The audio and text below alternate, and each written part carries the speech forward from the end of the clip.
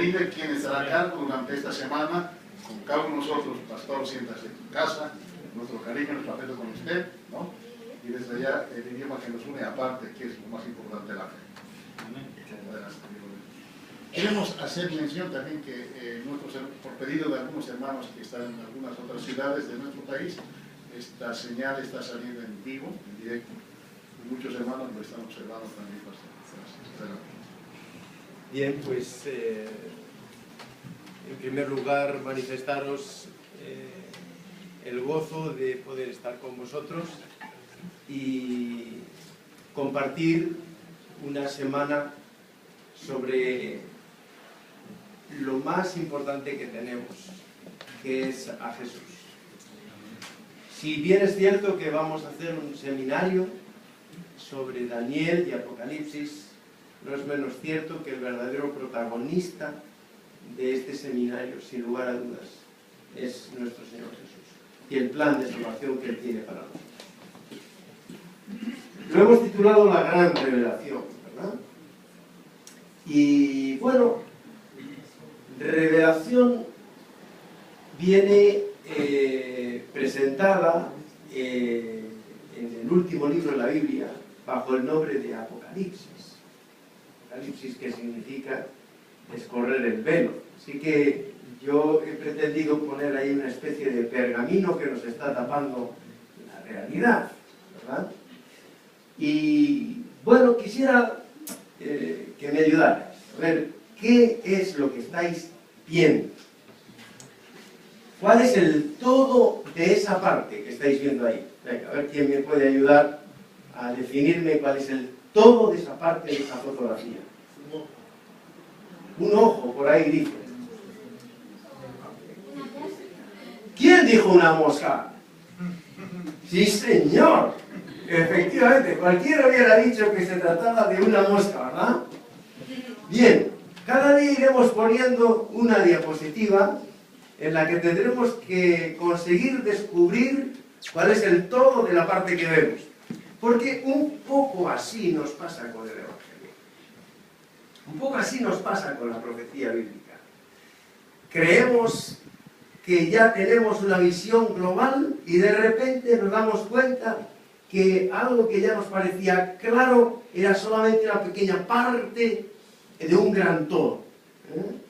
Bien, vamos a tratar en esta semana de encontrarnos con la profecía desde los siguientes títulos. Hoy vamos a hablar esta mañana de recibiréis poder. Esta tarde hablaremos del primer poderoso de la tierra. El tema 3, pero hay un Dios en el cielo. Tema 4, puede librarnos, y aunque no nos librara, en ti reside el Espíritu Santo de Dios. Juicio a favor de los santos. 2 mujeres, la revelación de Jesucristo y despertados para vida eterna. Bien, vamos entonces a entrar con el primer tema. Recibiréis poder. ¿Estamos seguros de lo que vemos? ¿Podríamos asegurar que lo que vemos es exactamente lo que vemos? Sabéis que muchos debates, muchos problemas que se establecen entre las personas vienen como consecuencia de que en realidad algo nos diferencia en nuestra perspectiva. ¿Qué estamos viendo aquí? ¿Qué veis aquí? A ver. La cara de una anciana.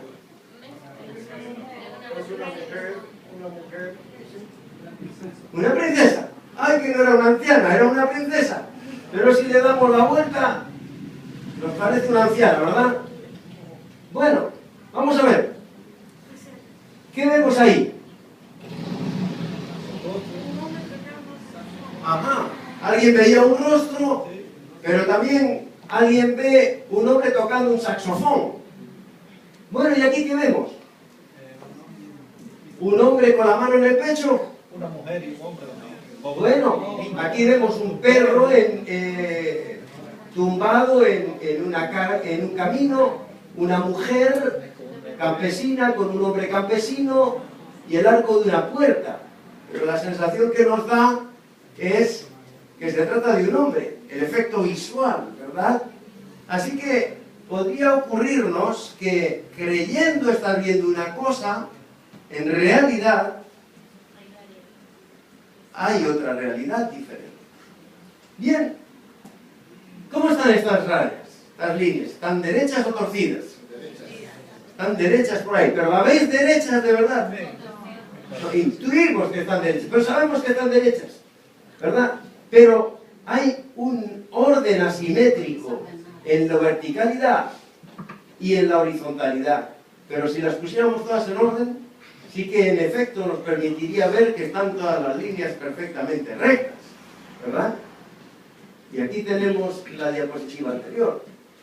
Así que parece que la realidad se nos puede desvirtuar en función de nuestra forma en la que percibimos la realidad.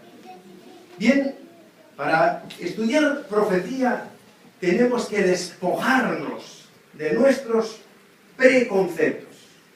El gran problema por el que existen tantas confesiones religiosas es precisamente porque hay distintas formas de interpretar la Biblia. Y cuando cogemos un texto, nos sentimos tentados a interpretarlo. Pero la Biblia no ha sido inspirada por Dios para ser interpretada. Porque la interpretación es algo que nace del hombre. La Biblia ha sido inspirada para ser comprendida y se interpreta a sí misma.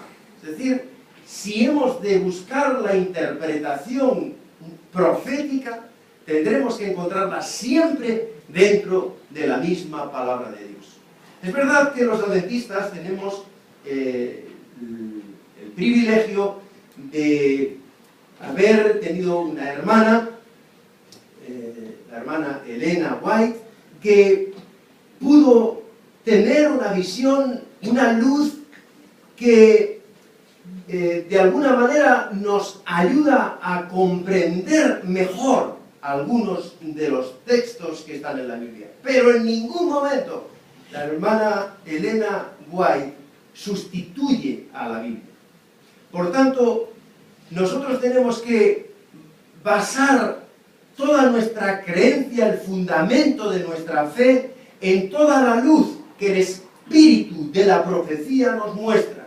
Y ese espíritu de la profecía está principalmente basado en la palabra de Dios como la luz mayor que nos guía y nos dirige. Bien, el texto que nos ha leído el pastor en esta mañana, o parte de él, nos dice: pero recibiréis el poder cuando venga sobre vosotros el Espíritu Santo y me seréis testigos en Jerusalén, en Judea, en Samaria y hasta lo último de la tierra. Bien, quiero que veamos este otro texto, el texto de Juan capítulo 20, versículo 21 y 22. Los discípulos están escondidos en el aposento alto por miedo a ser prendidos. Jesús ha muerto, es el primer día de la semana, ya domingo, ha resucitado, pero ellos todavía no se acaban de creer que Jesús había prometido que al tercer día resucitaría. Y ahora se les aparece y les dice: entonces Jesús les dijo otra vez: paz a vosotros, como me envió el Padre, así también yo os envío. Con eso sopló y les dijo: recibid el Espíritu Santo. Bueno, yo pregunto, si en Hechos 1:8 nos presentaba que iban a recibir poder cuando viniera sobre ellos el Espíritu Santo, este acontecimiento es anterior. Y en este acontecimiento nos está diciendo que les dijo: recibid el Espíritu Santo. Así que, si habían recibido el Espíritu Santo, ¿cómo es que iban a recibir el Espíritu Santo? La Biblia se contradice entonces. ¿Pensáis que la Biblia se contradice? No, bajo ninguna circunstancia. Así que vamos a intentar comprender esta diferencia. Igual que vamos a ver esta diferencia, encontraremos muchas aparentes contradicciones que podríamos ver si no miramos todo el plano bíblico desde el principio hasta el final. La palabra de Dios, hermanos, es tan sencilla como compleja de entender. Va a depender de dónde centremos nuestra mirada. Si nuestra mirada la centramos en Cristo como el protagonista de la historia, nos resultará tremendamente fácil entender el Evangelio. Pero si la mirada la centramos en el hombre, entonces va a ser un trabajo tremendamente dificultoso. Bien, vamos a ver en contraste los dos textos. Pues, entonces Jesús les dijo otra vez: paz a vosotros, como me envió el Padre, así también yo os envío. Con eso sopló y les dijo: recibid el Espíritu Santo. Y aquí les dice: pero recibiréis el poder cuando venga sobre vosotros el Espíritu Santo. Vamos a aclarar esta aparente contradicción, porque en efecto, hermanos, la Biblia no se contradice. En primer lugar, aquí les está presentando al Espíritu Santo con nosotros. En este otro texto, el Espíritu Santo lo está presentando en nosotros.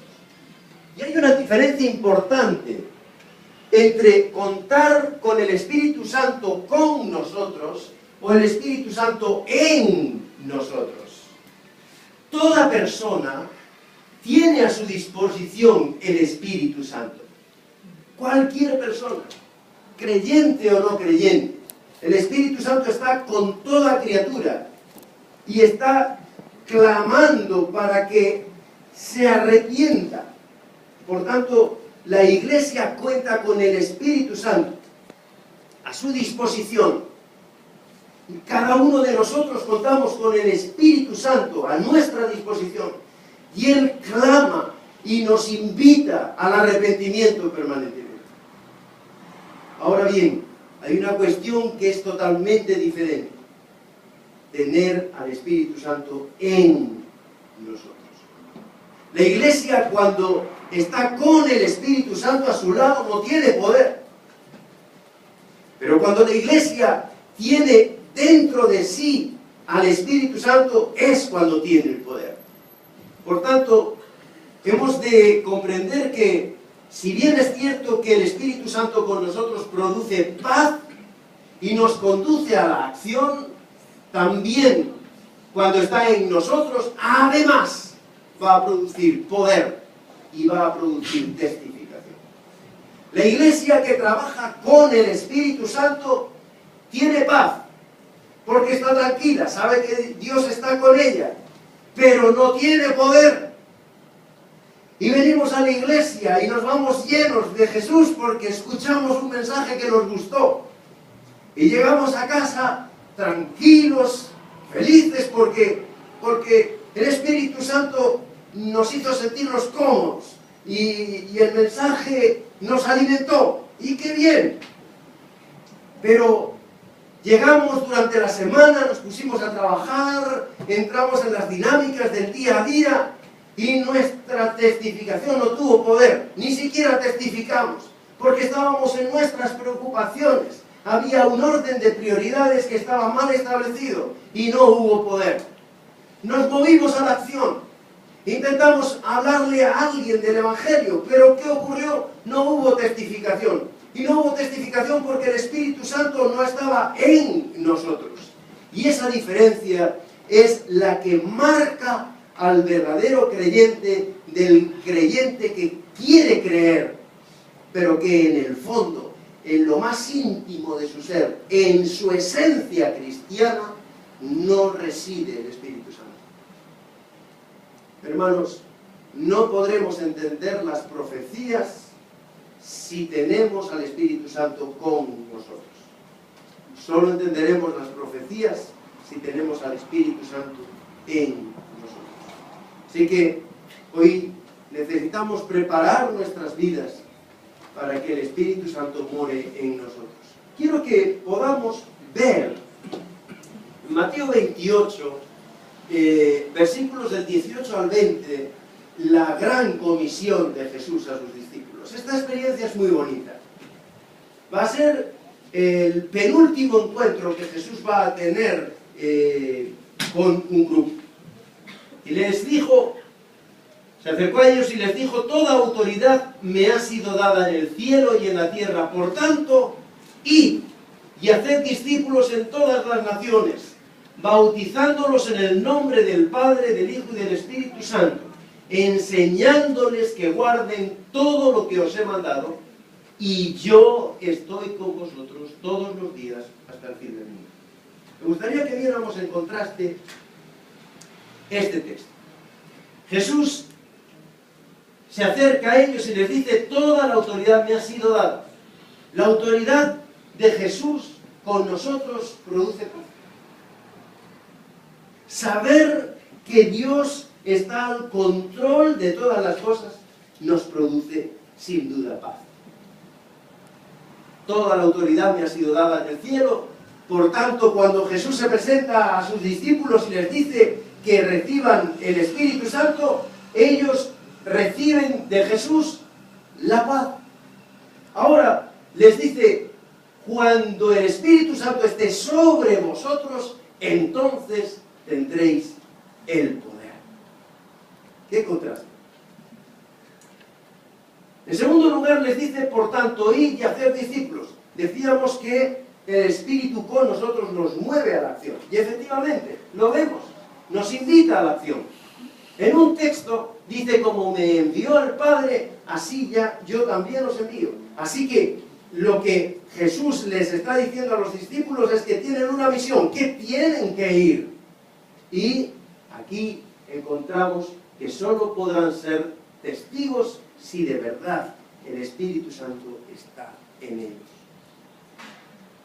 Por otra parte les dice: y yo estoy con vosotros todos los días hasta el fin del mundo. La promesa de Jesús va hasta el fin del tiempo.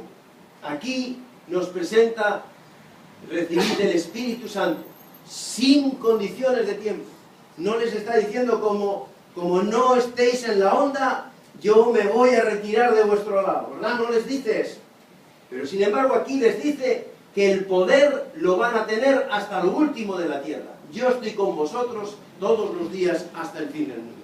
Hermanos, aquí hay un principio fundamental que tenemos que entender. ¿Qué es lo que realmente estaba limitando el poder de aquellos hombres? ¿Por qué aquellos hombres no tenían el Espíritu Santo dentro de ellos? Jesús les dice a sus discípulos la noche de la última cena: todos vosotros os escandalizaréis de mí en esta noche, porque escrito está: heriré al pastor y las ovejas del rebaño se dispersarán. Pero después que haya resucitado, iré delante de vosotros a Galilea. Imaginad la escena. Jesús les está anunciando que va a ser crucificado.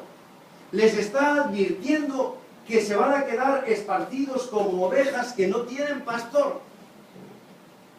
Y les dice: yo voy delante de vosotros a Galilea. Mirad lo que ocurre. Los 11 discípulos se fueron a Galilea, y ya falta uno, Judas, al monte que Jesús les había indicado. Y según dice el apóstol Pablo, apareció a más de 500 hermanos a la vez. Aquí hay algo que quiero que encontréis, y es que aquellos discípulos que habían tenido la última cena con Jesús van por los caminos avisando a los demás seguidores que Jesús les ha dicho en la Santa Cena que se va a encontrar con ellos en el monte de Galilea. Y en pocos días son capaces de reunir 500 personas.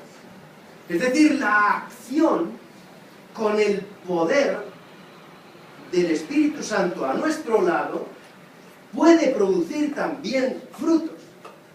500 personas. Sin embargo, cuando reciben el poder dentro de sí, un solo sermón del apóstol Pedro convirtió a más de 3.500 personas. ¿Dónde estuvo la diferencia? En un caso, vemos reflejado el Espíritu Santo con los apóstoles, con los discípulos. En el segundo caso vemos al Espíritu Santo que ha sido derramado en ellos y tienen una experiencia especial. En Mateo 28, 17 dice que cuando lo vieron lo adoraron, pero algunos dudaron.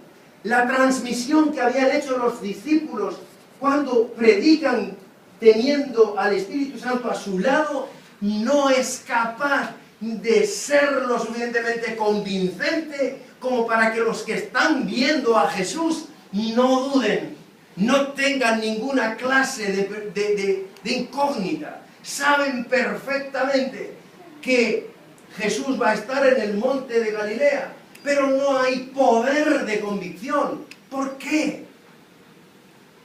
Cuando el cristiano vive lleno del Espíritu Santo, camina conforme a las directrices que el Espíritu Santo ha marcado para su vida. Caminar con el Espíritu Santo es algo así como decirle: mira, Señor, yo he decidido hacer tal y tal cosa. No la haré si tú no la apruebas. Y ahora el Señor, yo siento que como hizo Gedeón con el vellón de lana, me dio la respuesta. Así que como el Señor respondió y yo camino con el Espíritu Santo, avanzo con fe, porque el Espíritu Santo sé que va conmigo. Es decir, yo le marqué a Dios la ruta y le dije: Señor, es por aquí. Eso es vivir con el Espíritu Santo. Y suena bien, ¿verdad?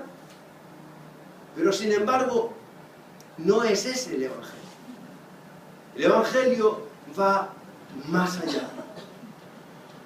Lo que tenemos que identificar es cuál es el gran plan de Dios y seguir las huellas del gran plan de Dios, subordinar nuestra experiencia al gran plan de Dios.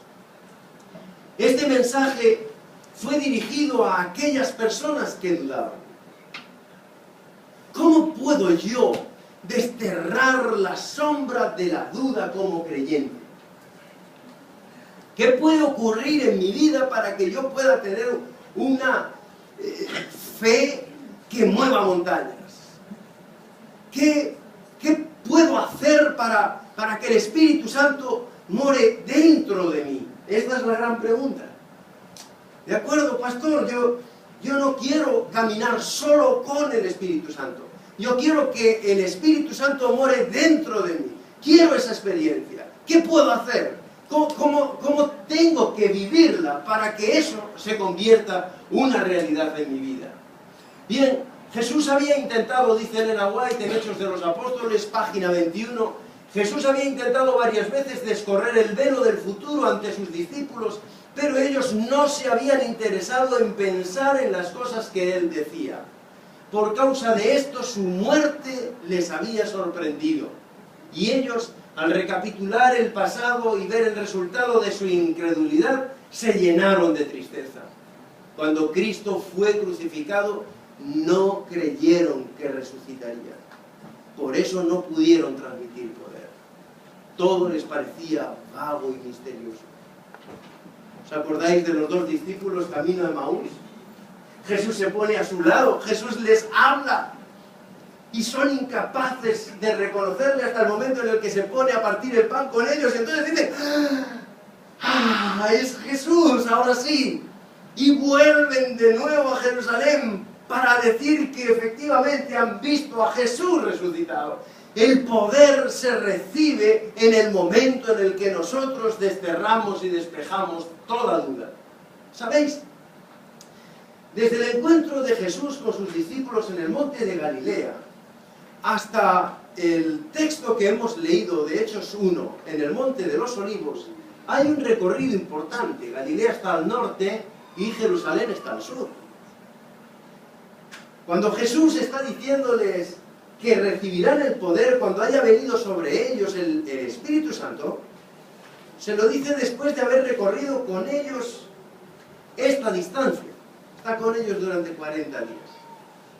Así que van charlando y Jesús aunque la palabra de Dios no nos da detalles, pero imaginad la experiencia. Jesús y sus discípulos desde el monte de Galilea hasta el monte de los Olivos, igual que lo hizo con aquellos dos discípulos hasta Emaús, ahora va conversando con ellos tranquilamente, hablándoles de lo que ha de suceder en el futuro. Dice, después de haber padecido, se presentó vivo, con muchas pruebas indubitables, apareciéndose durante 40 días y hablándoles acerca del reino de Dios. Viajó con ellos desde el monte de Galilea hasta el monte de los Olivos, con el propósito definido de que pudieran entender la visión profética. Entonces les abrió el sentido para que entendieran las Escrituras y les dijo, así está escrito, que el Cristo tenía que padecer y al tercer día resucitar de entre los muertos, y que en su nombre se predicara el arrepentimiento y el perdón de pecados en todas las naciones, empezando en Jerusalén. Vosotros sois testigos de estas cosas. Y hay dos principios fundamentales que vamos a ver cuando nos sumerjamos dentro de las profecías. Por una parte vamos a ver el perdón y por otra parte vamos a ver el arrepentimiento. La profecía no es una bola de cristal que me va a permitir ver anticipadamente, antes que nadie, los acontecimientos que van a suceder. Sí, es verdad, es un valor implícito que tiene la profecía, pero no es su objetivo. El objetivo de la visión profética es conducirnos a la comprensión del perdón de Dios, y eso va a generar el start. No sé cómo lo dirán los suecos, el start, la puesta en marcha. El comienzo, start también, start. La puesta en marcha de la capacidad del hombre para arrepentirse y obedecer. Entonces les abrió el sentido para que entendieran las Escrituras y les dijo, así está escrito, que el cielo tenía que padecer y al tercer día resucitar de entre los muertos, y que en su nombre se predicara el arrepentimiento y el perdón de los pecados a todas las naciones.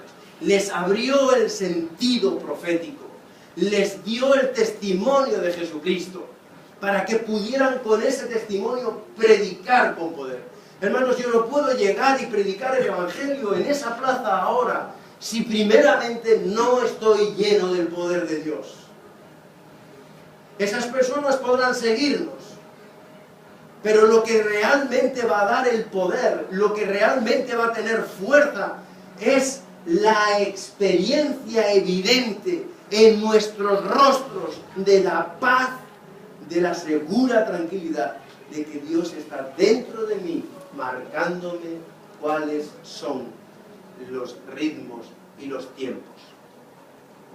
Y estando juntos se les mandó que no se fueran de Jerusalén, sino que esperasen la promesa del Padre, la cual les dijo, oísteis de mí, vosotros seréis bautizados por el Espíritu Santo dentro de no muchos días. Esta es la cuestión. Nosotros debemos vivir bautizados por el Espíritu Santo. ¿Qué significa estar bautizado con el Espíritu Santo? ¿Sabéis? Cuando hablamos del bautismo, podemos hablar de tres dimensiones.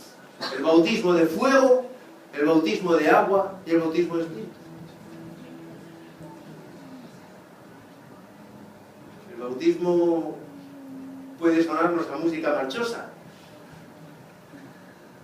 pero el Espíritu Santo tiene que movernos a la acción desde dentro, desde lo más profundo, desde lo más íntimo de nuestro ser. Les mandó primero que esperasen la promesa. ¡Ay, cómo me gusta el Salmo 37:5! Yo le llamo el Salmo de la fiebre. ¿Sabéis? Cuando uno siente que tiene fiebre, cuando tiene 37,5, por ahí más o menos uno puede decir que tiene fiebre. Vale, pues acordémonos del Salmo de la fiebre. Así que el Salmo de la fiebre es: encomienda a Jehová tu camino, espera en él y él hará. Salmo de la fiebre. Así que cuando tengas fiebre espiritual, acuérdate. Cuando te sientas que estás enfermo espiritualmente, encomienda a Jehová tu camino. Pero sobre todo, espera. Encomendar a Jehová nuestro camino nos resulta fácil, ¿verdad? Señor, mira, tengo un problema tremendo. No sé cómo manejarlo. Así que, mira, te entrego mi problema. Es fácil. ¿Vale? Ya me entregaste el problema. Vale, pues ahora espera. Ay, no, Señor, yo quiero la solución, la quiero ya. Ay, esto es otra cosa. Nosotros somos los que queremos marcarle el ritmo al Señor. Somos los que queremos marcar la ruta. Porque estamos acostumbrados a caminar con Dios. No funciona, hermanos. Que Dios camine con nosotros no funciona. Para que realmente vuestra vida funcione, para que vuestra vida tenga sentido, para que haya poder de testificación, tenemos que vivir la experiencia de que el Espíritu Santo esté en nosotros, more dentro de nosotros, obre en nosotros tanto el querer como el hacer por su buena voluntad. Que no seamos nosotros los que vivimos, sino que sea Cristo el que viva en nosotros. Ese es el principio. Iban a ser bautizados por el Espíritu Santo y iban a crear la iglesia primitiva. Iba a pasar lo increíble, lo impensable. Un grupo de 120 personas iban a convulsionar el mundo conocido. Iban a transformar a la gente. Iban a hacerles comprender que vale la pena seguir a Cristo porque Cristo está vivo. Hermanos, la profecía es eso. La profecía es poder predicar a la gente que Cristo no quedó crucificado en la cruz, sino que Cristo fue sepultado y a la muerte venció. Estuve muerto y ahora estoy vivo. Y estoy vivo cumpliendo un ministerio de intercesión por ti. Ese es el mensaje que la gente necesitamos escuchar. Y cuando comprendemos ese mensaje, entonces nuestra vida da un giro de 180 grados. Es cuando empezamos a sentir que de verdad nuestra vida tiene sentido.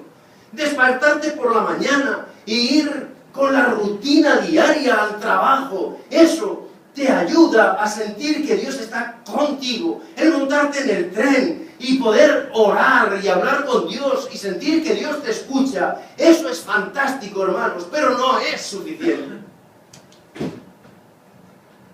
Lo que de verdad va a transformar y convulsionar tu vida es la capacidad que puedas tener de llegar a otra persona y decirle: el Señor está obrando maravillas dentro de mí. El Señor tiene una promesa fantástica para ti y para mí, en la que yo creo, y esa promesa quiero compartirla contigo. Amén. Esa visión profética, hermanos, solamente la podremos transmitir, solamente la podremos compartir a los demás, si el Espíritu Santo está en nosotros. Amén. Hechos 2:1 dice: cuando llegó el día de Pentecostés estaban todos unánimes, juntos, y fueron todos llenos del Espíritu Santo. Primer indicador de que estamos llenos del Espíritu Santo. Primer indicador de que el Espíritu Santo está en nosotros. Es que estamos unánimes. Cuando el Espíritu está con la iglesia, tenemos distintos ángulos de perspectiva. Cada uno tiene su matiz. Cada uno entiende el Evangelio a su manera. Y esto nos trae problemas. Serios inconvenientes en la iglesia. Porque, bueno, puede ser como yo digo, puede ser como tú dices. Podemos estar viendo una anciana o podemos estar viendo una princesa. Podemos tener la sensación de que las rayas están torcidas, cuando en realidad el problema no está en las rayas, sino que el orden no es el correcto. El Espíritu Santo en nosotros nos mantiene unánimes como iglesia, con un mismo espíritu. No hay debate, no hay debate. No puede haber debate. No existe confrontación.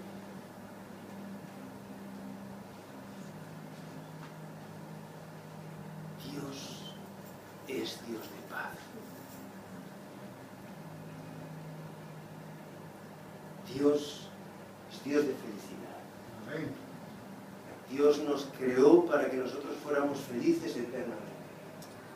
La palabra de Dios comienza en Génesis 1 con el mensaje de la creación del hombre y dice que lo creó a imagen y semejanza suya. Y Apocalipsis 21 y 22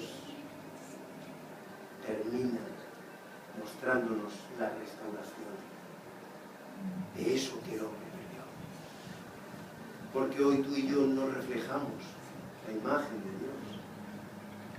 Hoy no somos semejantes a Dios, porque el pecado nos ha destruido físicamente, espiritualmente, y también ha quebrado nuestra esperanza. Y queremos creer, anhelamos creer, pero nos cuesta creer. Aceptar que Cristo nos ha perdonado aparentemente resulta fácil sobre el papel. Pero ¿cuándo he entendido yo que Cristo me ha perdonado? ¿Cuándo he entendido yo la gracia? ¿En qué momento comprendemos la gracia? Voy a poneros un ejemplo. Si yo he entendido bien, la gracia es un regalo. ¿Estamos de acuerdo? Muy bien. Así que Dios me regala. ¿Y qué es lo que me regala? ¿El perdón? ¿Me regala el perdón o qué es lo que me regala? Ayudarme, no vaya a ser que yo me pierda en algún tramo del camino y no quiero confundiros. ¿Me regala el perdón? La vida eterna. Porque me perdona. Muy bien. Así que me regala el perdón. Pero resulta que yo he pecado en el pasado, peco en el presente y por desgracia yo cometeré errores mañana. Y el Señor me dice, mira, bástate mi gracia. Tú solamente tienes que preocuparte de aceptar el perdón porque yo te voy a dar el don del arrepentimiento y te voy a dar el don de la fe, porque el arrepentimiento es un don. Y la fe es otro don.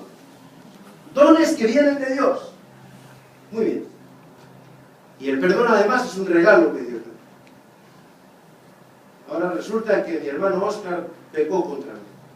Y la gracia también es para él, ¿o no? Ahora resulta que el hermano Óscar está pecando contra mí. Y Dios le está perdonando el pecado que está cometiendo contra mí. Y ahora yo digo, mira, la gracia ahora no me gusta tanto, porque Dios está perdonando a mi hermano Óscar. Mi hermano Óscar se tiene primero que arrepentir, porque como mi hermano Óscar no se arrepienta, yo no le voy a perdonar. Hablamos que la gracia me viene como un regalo, es decir, Dios me perdona y me habilita para el arrepentimiento. Así que como mi hermano no se arrepintió, mi hermano todavía no tiene la gracia, porque él no se arrepintió. Ahora, ¿qué ocurriría si yo aplico la gracia con mi hermano? Y le llevo a mi hermano y le doy mi perdón, aunque él no se haya arrepentido. El arrepentimiento es un don que viene de Dios y produce, por tanto, en mi hermano el don del arrepentimiento. Y mi hermano viene y se arrepiente. Y mi hermano restaura su vida en virtud del perdón que yo le ofrecí. Nunca lo habíamos visto así, ¿verdad? La palabra profética nos va a mostrar precisamente ese orden. Y vamos a ver cómo todo el panorama profético se rige desde dos planos. Uno, el plano humano, y otro, el plano divino. El plano humano, seréis igual a Dios. Vosotros tenéis la autoridad para perdonar pecados. ¿Seréis como Dios? plano divino es: yo he recibido el perdón. Y ahora, por extensión, la parábola de los dos deudores: yo, el mismo perdón que recibí del Padre, lo aplico sobre tu vida. Y yo crezco en el arrepentimiento y en la fe, junto con mi hermano. Y así, toda la visión profética se pasea con Cristo como el verdadero protagonista de la historia, produciendo en nosotros buenas obras. ¿Basadas en qué? En la fe. Porque la fe, sin obras, es muerta. Pero las obras humanas, sin la fe, son fariseísmo. Y los fariseos, cuando Jesús llegó, no fueron capaces de ver al Mesías. ¿Por qué? Porque tenían obras, pero no tenían la fe. Para que nuestra fe tenga obras, para que nosotros podamos tener el poder, el Espíritu Santo tiene que estar obrando en nosotros. El Espíritu Santo tiene que estar haciendo la labor de la regeneración divina, el lavamiento diario. El bautismo en el Espíritu Santo, hermanos, no es un hecho puntual. El bautismo de agua lo hacemos una vez. Bueno, yo, como decía a mis hermanos antes en la escuela sabática, si alguno no estaba, yo he sido bautizado por 2 veces en la iglesia adventista. Y alguien me miró con mala cara. Fui bautizado cuando mi madre estaba embarazada de mí y después, cuando tomé mi decisión personal. Hermanos, tenemos que entender el Espíritu Santo en nosotros. Es lo único que nos va a dar el poder. Poder interior para obedecer y guardar sus mandamientos. Poder para proclamar el Evangelio. Poder para salvación. Poder distintivo de un pueblo remanente. La fe es la divina certidumbre. Nos hace testigos del Cristo resucitado. Testigos por relación directa y personal con Jesús. Testigos de la presencia del Espíritu Santo en nosotros. Testigos de la promesa. El espíritu de la fe, hermanos, nos transforma en humildes siervos de Dios para creer en todas las promesas de Cristo y depender plenamente de su gracia salvífica cada día. Y eso implica aceptar el perdón que Dios nos ofrece. Implica arrepentimiento. Implica la entrega del yo que da paso a la voluntad divina. Espíritu de sabiduría. Un espíritu que nos da inteligencia y nos da discernimiento espiritual. Nos prepara para actuar bajo el temor de Dios.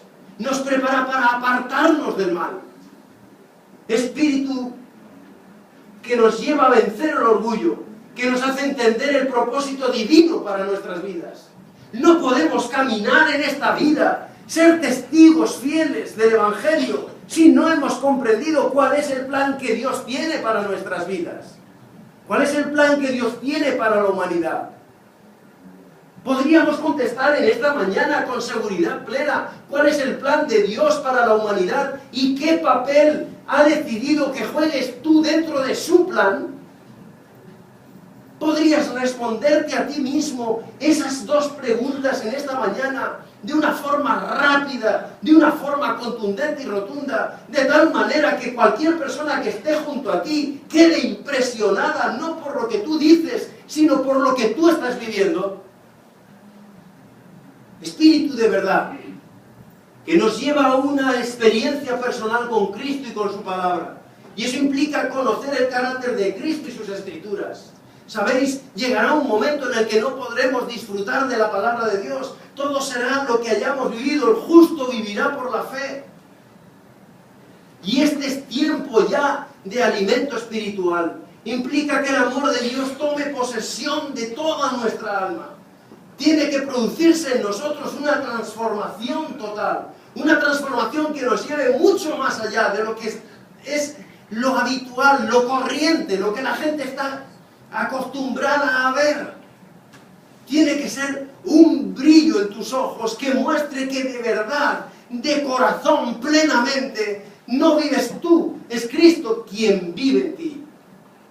Espíritu de adopción, comprender que somos hijos de Dios. Da testimonio a nuestro espíritu de que somos hijos de Dios. Y eso implica un nuevo nacimiento. Eso implica estar dispuestos a morir al yo. Implica ser nuevas criaturas en Cristo, donde las cosas viejas pasaron y todas son hechas nuevas. Y ese es el espíritu de la reconciliación. Es el espíritu que me permite perdonar a mi prójimo, sea cual sea el error que haya podido cometer. Ese espíritu que va a provocar en mi hermano el don del arrepentimiento. Ese espíritu que va a provocar en mi hermano el don de la fe. Ese espíritu que va a provocar en nosotros la unidad en Cristo. Y que va a respetar las diferencias que tenemos cada uno para repartir gratuitamente, como Él quiere, a cada uno el don espiritual para el crecimiento y el desarrollo de su iglesia. Hermanos, eso implica comprender la justificación. Porque si nosotros no hemos comprendido la justificación, no podremos tener el poder.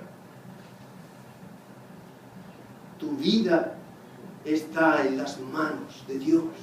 Amén. Y eso tiene que darte el poder. Inicia el camino para la santificación. Claro que podemos quedarnos acomodados diciendo, bueno, Cristo murió por mis pecados pasados, presentes y futuros. Y bien, fantástico, ya está, genial, se acabó la historia. Ahora vas a empezar la montaña rusa. ¿Sabéis? En cierta ocasión, una mujer le dijo al pastor, pastor, quiero que ore por mí, porque quiero tener fe. Así que el pastor le dijo, muy bien hermana, prepárese esta semana, vamos a hacer ayuno y oración y el sábado que viene vamos a orar para que tenga fe. Llegó el sábado y le dijo, hermano, ¿usted oró bien esta semana? Sí, yo oré. Muy bien.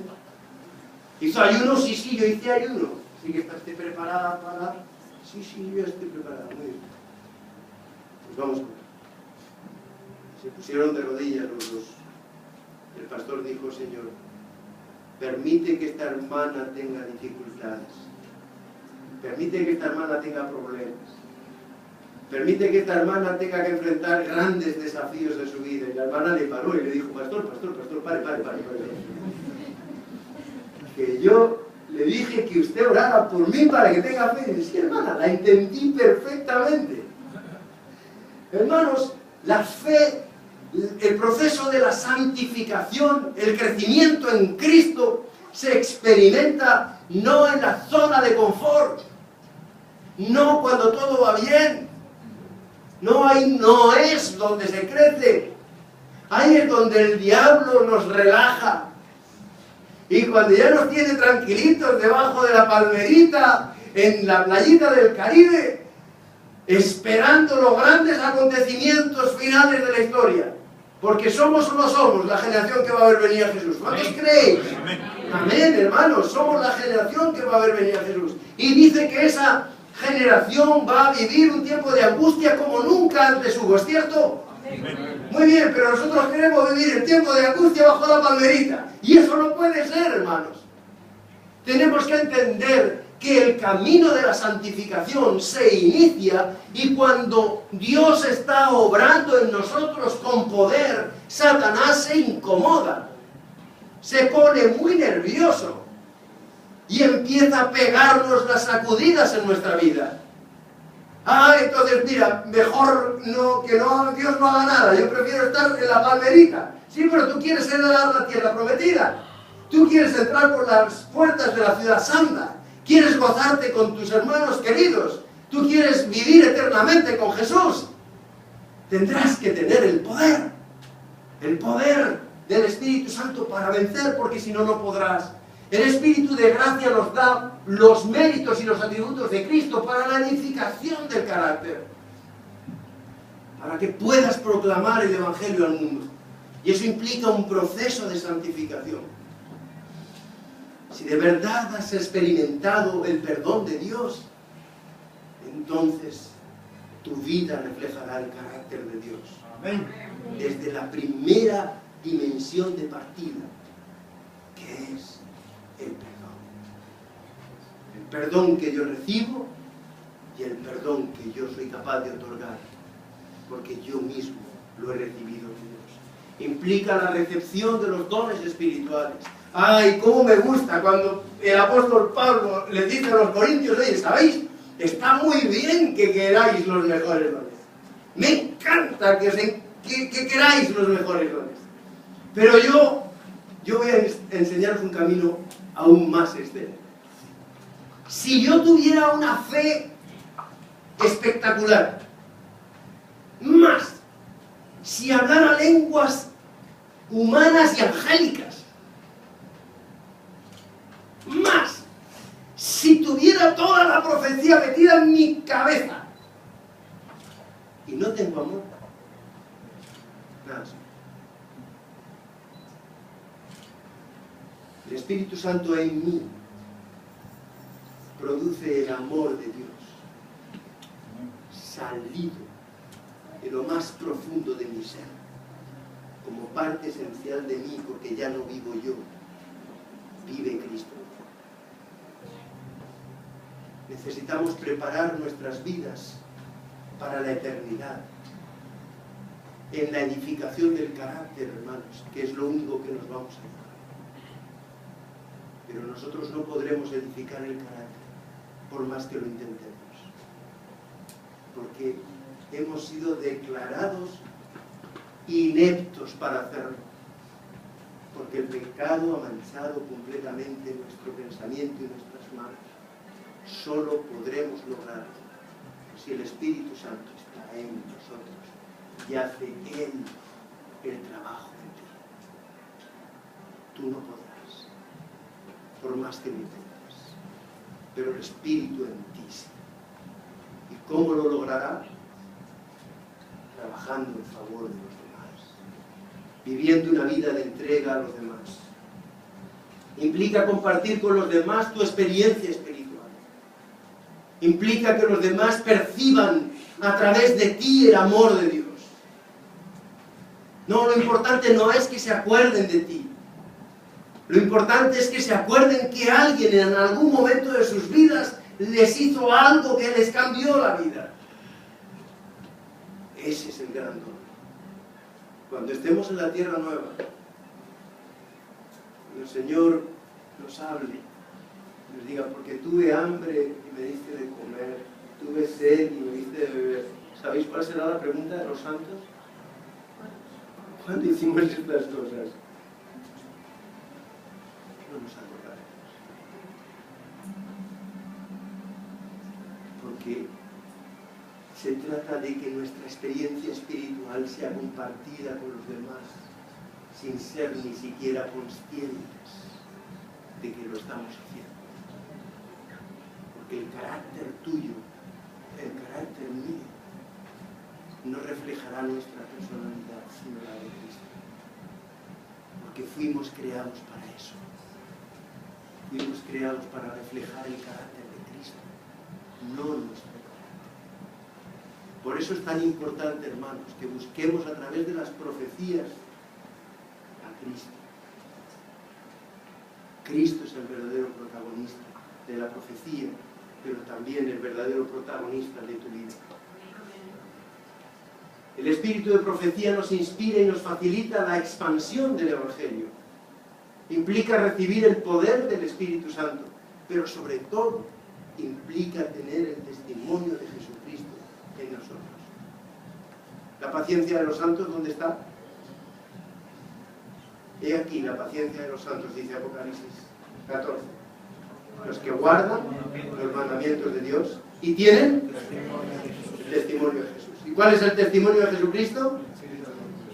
¿Y cuál es el espíritu de la profecía? Ahí aquí es donde está el problema. La última pregunta. ¿Y el espíritu de profecía cuál es? El espíritu en nosotros. El espíritu en nosotros. Hermanos, si no está el espíritu en mí, no podré completar la obra que Dios quiere que complete, y las piedras tendrán que hablar por mí. Y yo no quiero que una piedra hable. Nos sorprendieron los jóvenes, la sociedad de jóvenes del colegio, un sábado por la tarde. Nos invitaron para hacer obra misionera. Y nos dijeron a los mayores, pero no os preocupéis, no tendréis que decir ni una sola palabra. Tranquilos, solo tendréis que repartir lo que nosotros hemos preparado para que repartáis. Pero por favor, todos los adultos, venid. Lo hicieron de tal manera que provocaron la curiosidad de la iglesia. Y allá se presentó prácticamente toda la iglesia a las 5 de la tarde para hacer obra misionera. Sabíamos que no tendríamos que decir ni una sola palabra. Oh, eso de hacer obra misionera sin tener que testificar, eso está bien. Así que allá estábamos todos preparados. Y en unas cajas tenían lo que teníamos que repartir. Y empezaron a repartirnos. Se habían pasado como 3 semanas pintando en piedras Jesús te ama. Y nos dijeron, solo tenéis que entregar estas piedras a la gente que os encontréis por la calle.